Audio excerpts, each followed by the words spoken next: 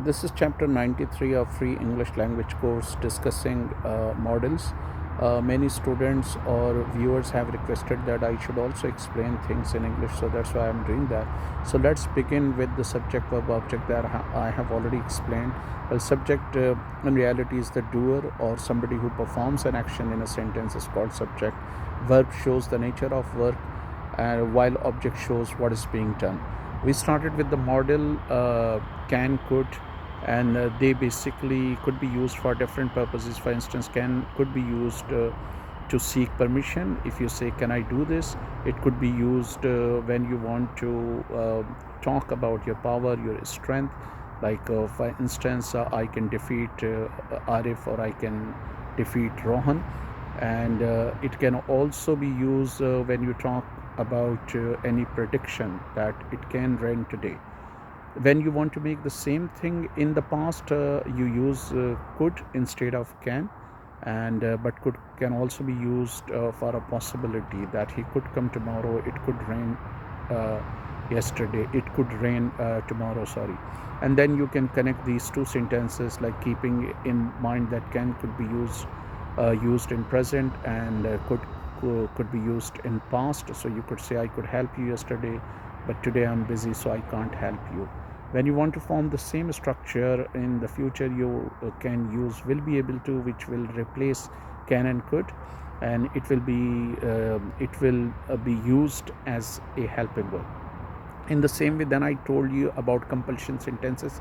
Again, in different grammar books, you can find different terminologies for them, and basically we try to use them when we talk about compulsion of a person, or we can also talk about important thing when something is necessary. You can also use it. You can also use it when we want to talk about duty, like I have to teach my kids, so it may be my duty. I have to pay taxes, it is your responsibility. But if you say, I have to wake up early in the morning, then I have to go to ground, then I have to attend a meeting, then I have to make the report of that meeting, this is your routine that you have to do under compulsion, but you are not happy to do it. When you want to make the same thing in the past, you would use had to instead of have to. And for instance, if you talk about the people of Arabia, you could say they had to depend on many idols, or they had to face the oppression of tribal lords. And in the same way, if you want to talk about the hardship of any community that they might have to face in the past, you could also use that particular community had to face a lot of problem.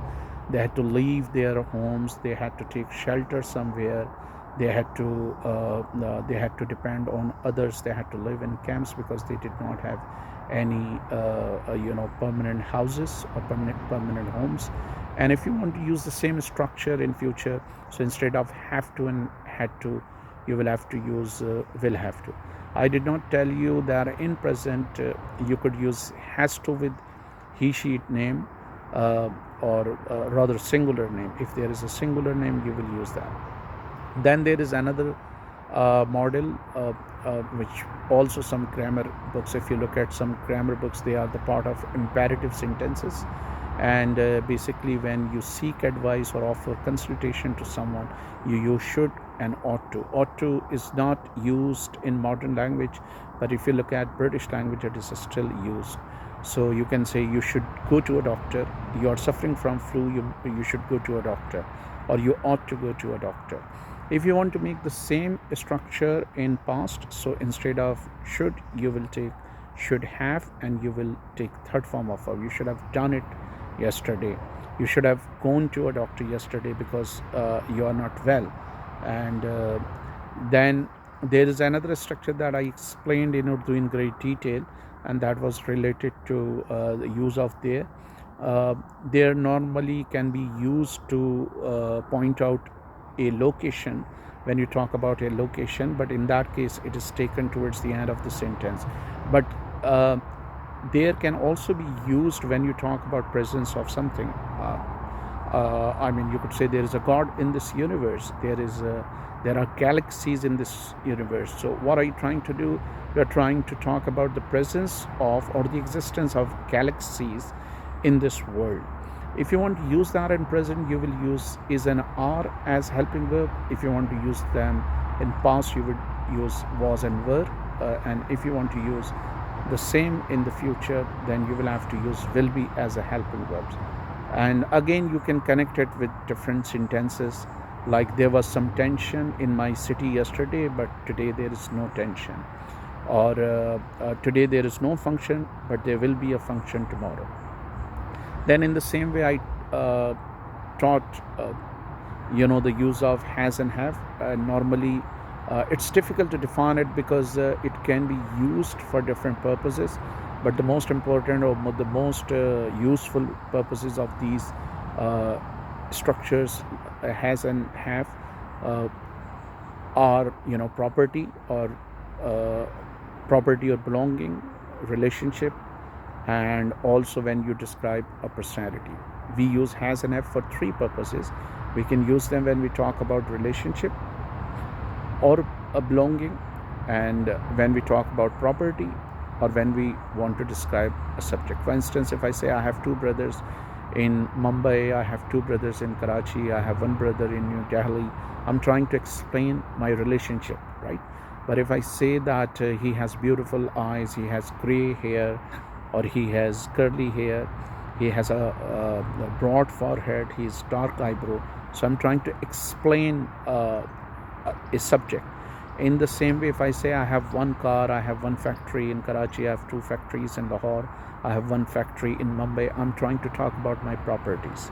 So in affirmative, you can use has and have. In negative, you can use don't have and doesn't have. Again, in British language, you could simply add not. I have not a book, or she has not a book. But in American language, you take don't and doesn't. If you want to make interrogative, you take do and does in the beginning. Do you have a book? And does he have a book? And if you want to make interrogative and negative, don't you have a book? And doesn't he have a book? If you want to make the same structure in the past, you would use had instead of has and have. I had a book yesterday. And if you want to add a verb, you could say I had a book to read. Why do we use to in English? If you think that we use it to state a purpose. I had a book to read. I had a book. What was the purpose? To read. I had a book I had a book to understand. I had a book to sell. I had a book to buy. So whatever you can use, but you need to understand that we use to when we state a purpose. If you want to use in the future, when you make this negative, so you don't use had. Instead of had, you could use didn't have. I didn't have a book. Interrogated, did you have a book? And didn't you have a book? Again, in British language, instead of didn't, you can use I had not a book. And I had no book, or I had not a book, or had I a book, or hadn't I a book. In the future, you will use will have. I will have a book. I won't have a book. I won't have any book. Will I have a book? Won't I have a book? So this is mainly for our viewers listening to us or watching us in India, Brazil, and the UK. And I hope that it will help. Again, I have not stated all the uses of the structure or grammatical constructions that I have talked about. And naturally, you will have to consult the books of the experts to understand, and you have to read a lot to really understand what is it all about.